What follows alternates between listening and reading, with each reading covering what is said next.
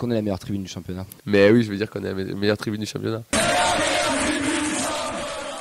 Quelques petits actus. Notre grand latéral gauche, Zanden, est de retour avec la pépite. Skita, qui était blessé à la hanche et à la cheville, sont de retour à l'entraînement. Il ne reste que Sissoko à l'infirmerie, qui devrait être de retour d'ici l'automne. Il est en tout cas dans le groupe de la Ligue Europa, donc c'est-à-dire qu'on compte sur lui peut-être à partir de octobre-novembre. À voir comment ça va se dérouler tout ça. Pour nos Cali se viendra de lui. C'est un pari que tu prends là. Détends-toi. Je t'ai coupé, excusez-moi. Détends-toi. T'as bien fait de couper sur ça.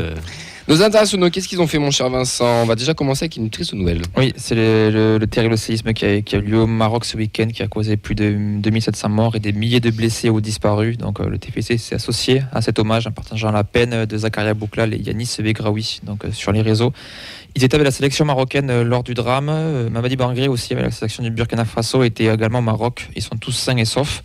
Donc voilà, c'est dur d'enchaîner sur le sportif après ça.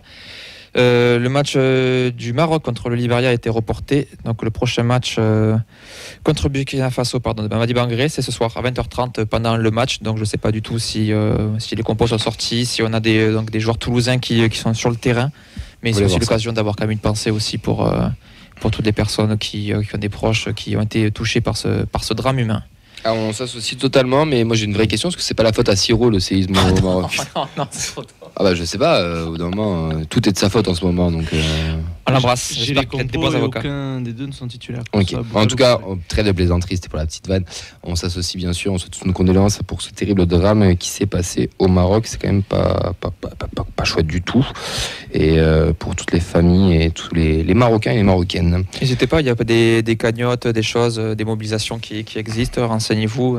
Des fois, même les plus petits dons sont toujours les bienvenus. Notre Pichoun Mamadi Bangré est titulaire lors du match nul 0-0 face à l'Eswatini, le nouveau nom du Swaziland. Il a joué plus de 70 minutes, soit 70 minutes de plus que chaque rencontre avec le Toulouse Football Club. Comment je passe après ça? Logan Costa a joué tout le match du Cap-Vert, défaite 3-2 face au Togo. Il a provoqué un penalty, mais de toute façon, le Togo était déjà éliminé, le Cap-Vert était déjà qualifié, donc c'était un peu un match pour du beurre. Mais il a joué tout le match. Yanis Begraoui a joué tout le match contre le Brésil, U23, victoire 1-0, et le deuxième du coup sera plus tard. Christian Cáceres, il n'a pas joué lors de défaite 1-0 contre la Colombie pour le Venezuela, et il jouera peut-être cette nuit contre le Paraguay. Je crois que c'est à 00h30 si je dis pas de bêtises, c'est sur la chaîne des AZN qui le diffuse. Si vous ennuyez. Dazn. Ah oui, c'est l'aspirateur pour moi ça. Putain, tu me l'as enlevé de la bouche. Gabriel Soiseau a disputé l'intégralité de la rencontre face à l'Uruguay, défaite 3-1. Ils joueront cette nuit contre la Colombie à 2h30. Donc c'est ça, c'est minuit et demi Cáceres, 2h30 Soiseau. Donc si vous voulez faire un bon enchaînement Amérique du Sud dans vos insomnies, n'hésitez pas. Parce que j'ai dit un peu de bonne insomnie. Jean Roux lui a fait son retour en sélection, il a joué les 25 dernières minutes du nul 2-2 entre le Mexique et l'Australie, donc c'est plaisir quand même de le revoir aussi reporter ce maillot. À toi. Merci. Côté français. Humilié, hein. Ouais, mais on est encore en découverte l'un de l'autre. On est en rodage, ouais, exactement. Ouais. Mais on pourra nous retrouver sur tous les one-man shows, tous les dimanches, sur Totem Comedy. Au local.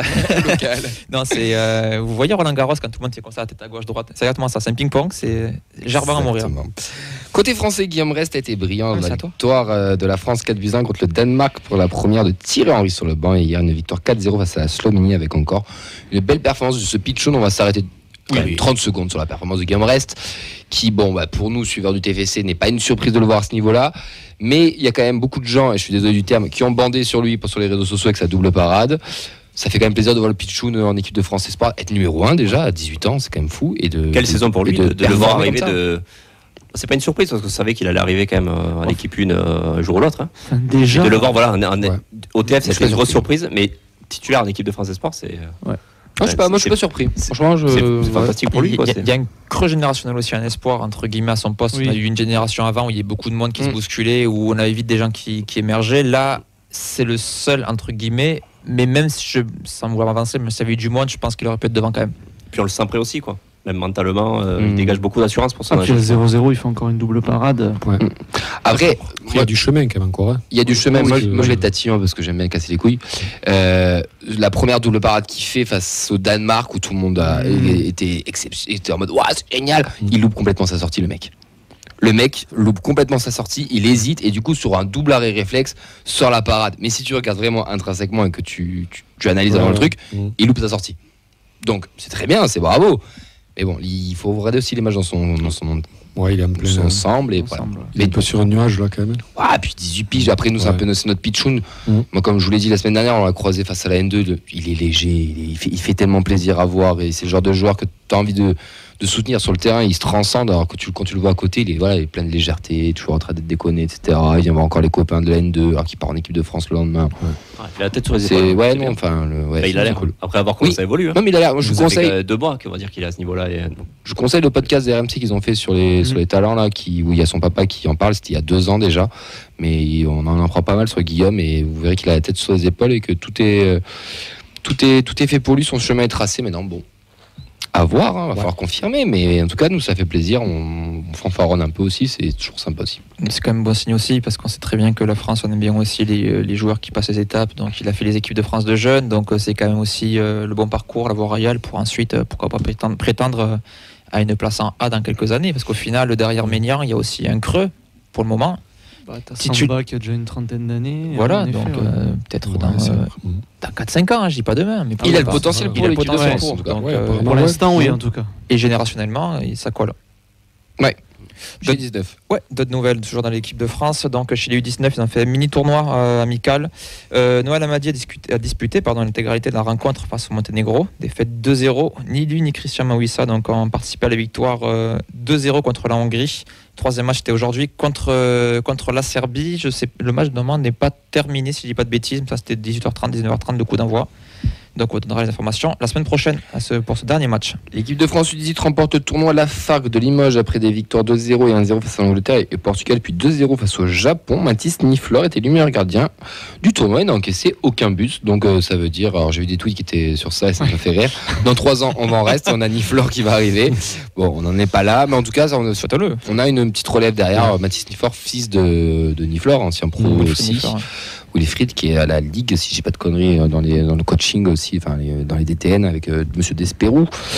Donc voilà, écoutez, on a son fils qui brille de plus en plus. C'est pas la première fois qu'on le voit avec les équipes de France. Pareil, il gravit les échelons. Ouais. C'est bien pour nos gardiens, c'est bien pour notre formation. Ça fait plaisir d'avoir nos pitchouns qui sont représentés au plus haut niveau national. Pour terminer sur l'équipe de France, le 17 ont quant à eux annoncé un rassemblement qui aura lieu du 17 au 21 septembre. Double confrontation à Clairefontaine contre la Slovénie et Seni Kumbasa a été convoqué. C'est pas la première fois. Il est régulièrement le défenseur toulousain parmi les convoqués.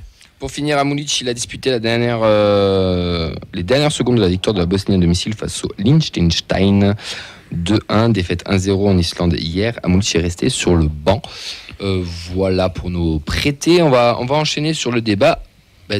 Mini débat, la news qui nous, tous les supporters du TEP nous fait un peu saliver depuis le début de la journée avec les violets aussi qui nous font pas mal de spoil sur ça. C'est Spearings. Bon, on va recontextualiser, excusez-moi. Spearings est parti libre à Lens du coup cet été pour un transfert totalement gratuit. Et il est assez en difficulté au Racing Club de Lens, pas forcément titulaire, n'a surtout pas été inscrit sur la liste de Ligue des Champions, donc ça a été un gros coup dur pour lui et son entourage.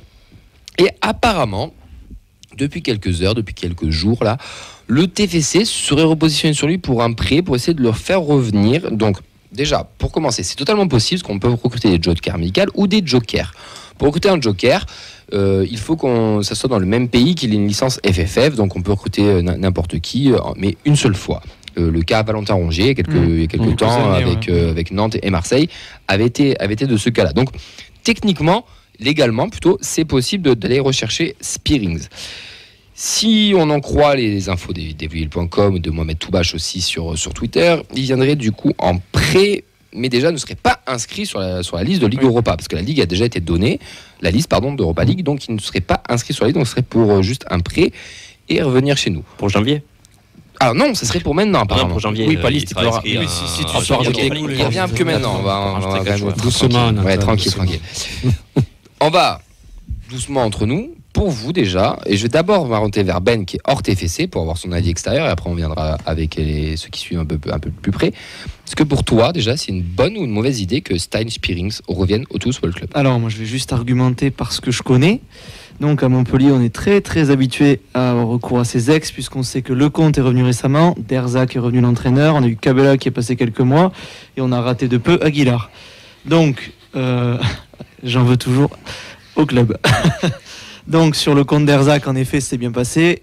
Cabella, ça a été un peu plus compliqué. Donc pour moi, un retour, et quand je vois comment il semble être accueilli comme le Messi, attention, il est parti, c'est un club différent, il revient dans un club différent, il a eu un gros échec, je pense, moral, c'est très compliqué, parce que on sait qu'ils ont repris Nampalys Mendy libre, quasiment 3-4 jours avant la liste.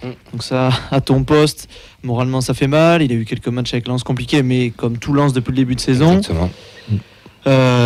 Moi j'attends de voir. Après, moi je trouve que c'est compliqué. J'ai d'autres arguments que je donnerai plus tard, mais alors qu'on insiste, l'info n'est pas encore faite. il n'est pas encore arrivé. C'est quand même en très bonne voie. Et ça se discuterait par rapport au pourcentage du salaire, où le TEF devrait prendre un tiers, et voilà, quelques efforts qui seront faits, mais c'est quand même en bonne voie. Mais j'insiste, est-ce que pour vous c'est une bonne ou mauvaise idée, Vincent? Oui, pardon. Oui, c'est Toulouse.info sur Instagram qui nous a partagé le tweet il y a quelques instants. Il date il y a une petite heure. C'est justement Mohamed Toubachter qui est quand même très informé sur ce sujet-là. C'est même lui qui l'a évoqué. Donc il nous dit un point concis sur le dossier Spearing. Les discussions se poursuivent et plutôt positivement sur la base d'un prêt sec gagnant-gagnant pour les deux clubs. Cependant, dossier loin d'être finalisé. Sauf si Toulouse fait les efforts, Toulouse peut payer un tiers du salaire. Okay. Donc les arguments est financier pour le moment, le blocage. Pas de mauvaise idée, Fred. Oui, mais non.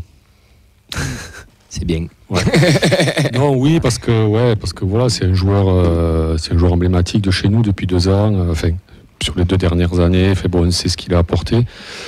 C'était vraiment le métronome du jeu du TEF, quoi. C'est-à-dire quand le TEF jouait bien, c'est parce que Spearing jouait bien.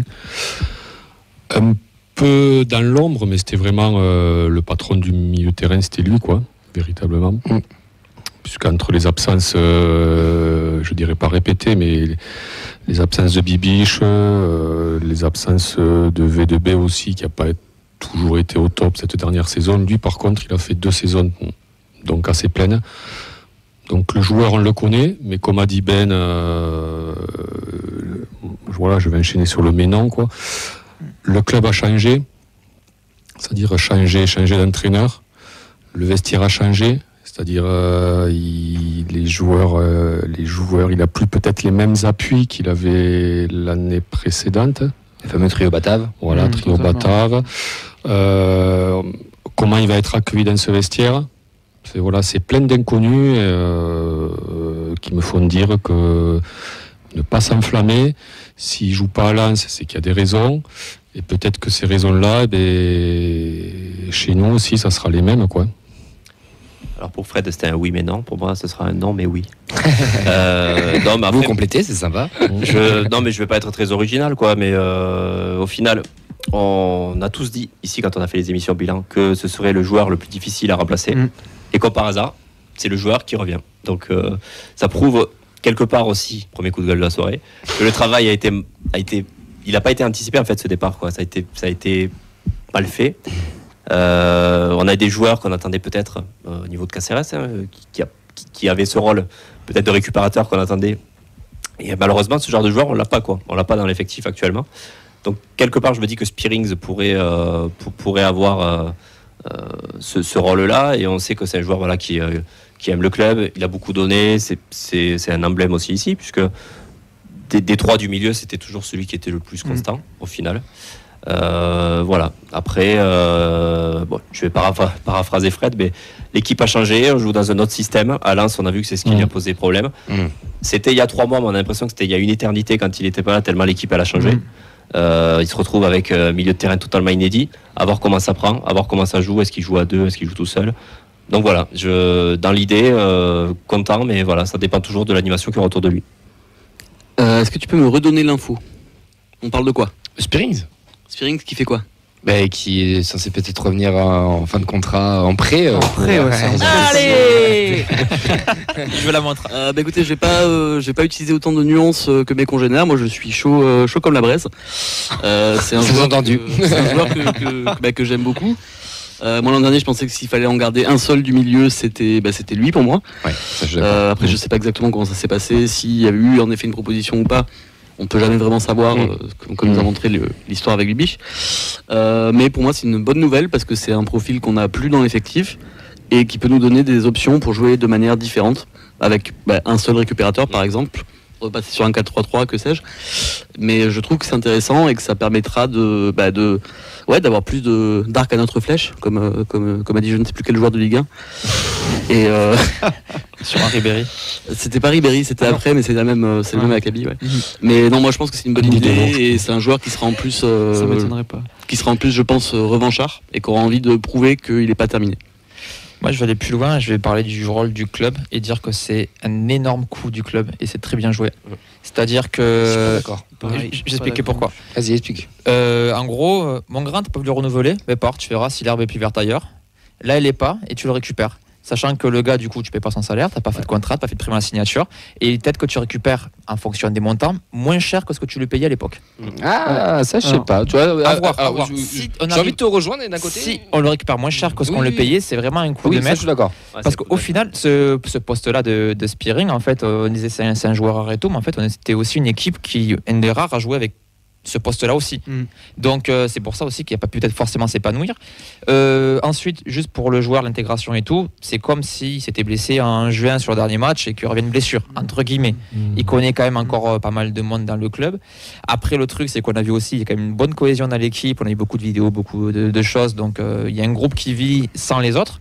Donc à voir comment il s'intègre. Après aussi sur la concurrence et tout, moi je suis plus, il y en a qui parlent il va remplacer Siro, tout ça. Moi je serais plus du côté de Cáceres inquiet que du côté de Siro. Alors attention sur la forme à laquelle il revient. C'est-à-dire qu'il ne revient pas c'est un prêt normalement. Il ne rompt pas son contrat, il ne signe pas chez toi pour 3-4 ans. Là il vient se relancer. Oui.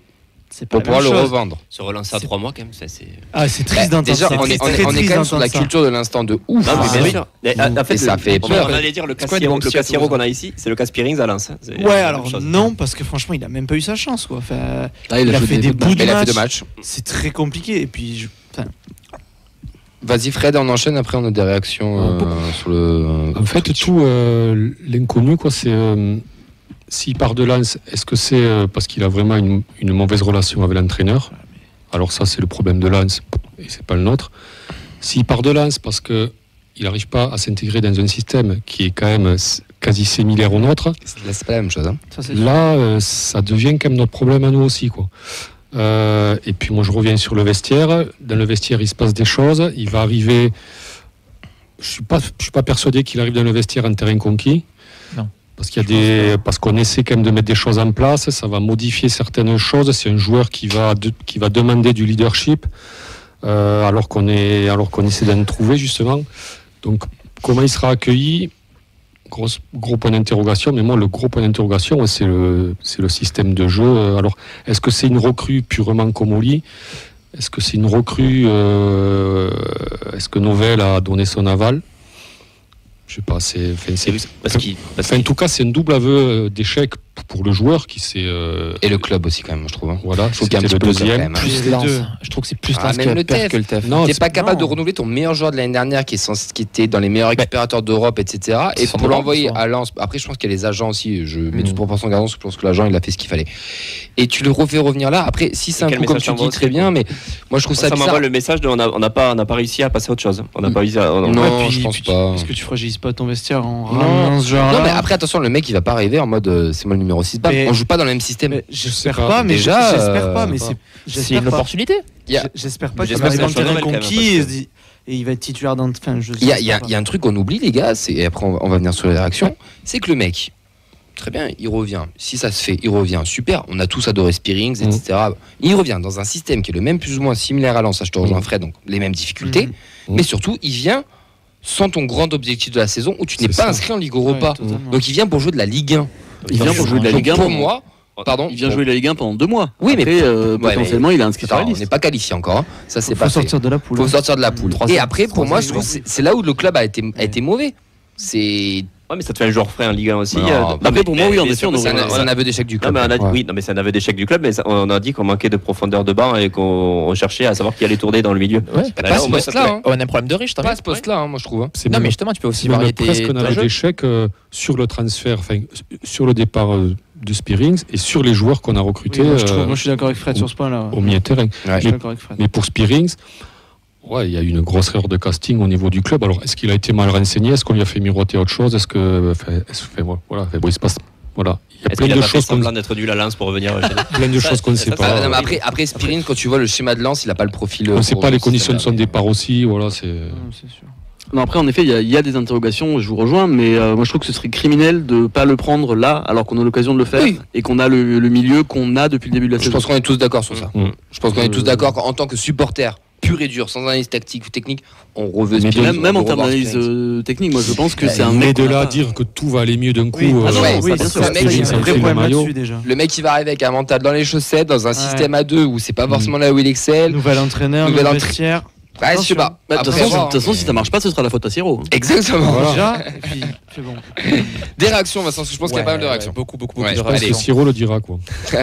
Alors, on a Jeff AK1 sur Twitch qui nous dit ça serait la meilleure recrue du mercato. On a Fab qui nous dit c'est tellement incroyable, ce serait énorme inédit, celui qui peut mener le jeu de l'équipe. On a Richie Marco qui nous dit l'arrivée de Spearings est un gros désaveu pour Comolli. Le recrutement au milieu est donc considéré comme raté par le board.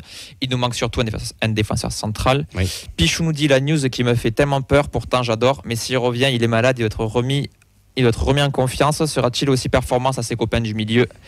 Volarium qui nous dit bonne nouvelle pour Spearings, mais peut-être pas pour le TFC. Club avec un nouveau staff, nouveau coéquipier, mais je pense que ça peut être gagnant pour les deux parties.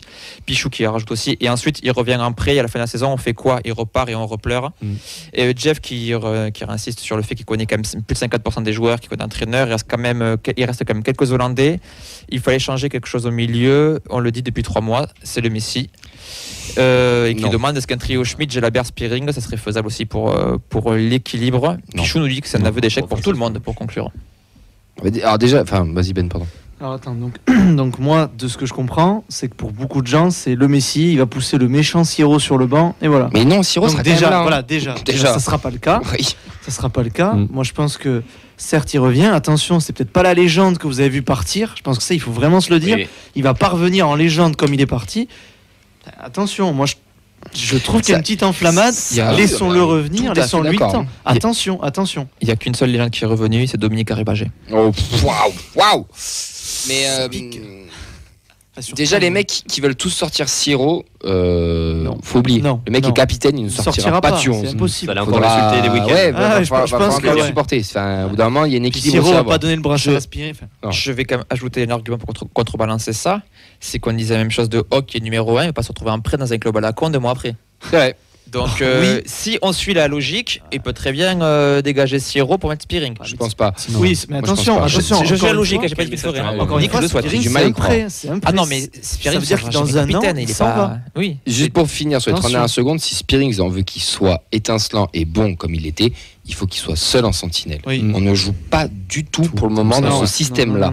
Donc Spearings en double pivot, il n'a pas le truc pour. Je pense. Peut-être qu'il va me surprendre et que dans un mois je vais faire. Pour lui. Peut-être que dans 2 mois je vais fermer ma gueule et que je vais retourner sur mes paroles et je vais dire bravo coach, très bien. Et peut-être que ça sera le cas.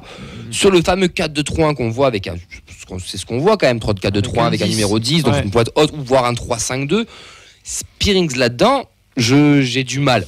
Après, peut-être que je me trompe et peut-être qu'il va bien s'intégrer et peut-être qu'on va même revoir un Siro très très fort grâce à Spearings qui va le rassurer à côté. On ne sait pas là, c'est de l'utopisme qu'on est en train de faire. C'est du foot fiction. Un 3-5-2 en le mettant en 3ème défenseur central, ça vous tente pas? Waouh. Oui, je joue à FIFA, excusez-moi. Waouh.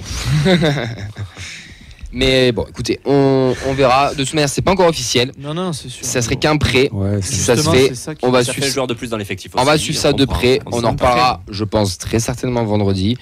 On va regarder tout ça et on va quand même enchaîner un petit peu avec du coup les résultats de la préfo.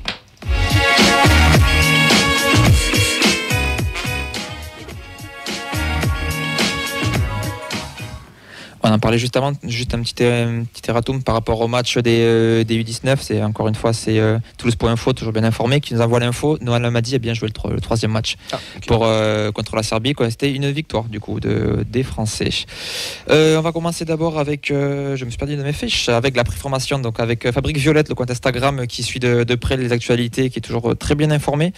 Donc les derniers matchs amicaux ont lieu ce week-end avant le lancement du championnat la semaine prochaine. Les U13 du TFC ont battu 6-0 les U14 d'Agen et 3-0 leurs homologues des Girondins de Bordeaux lors d'un midi plateau.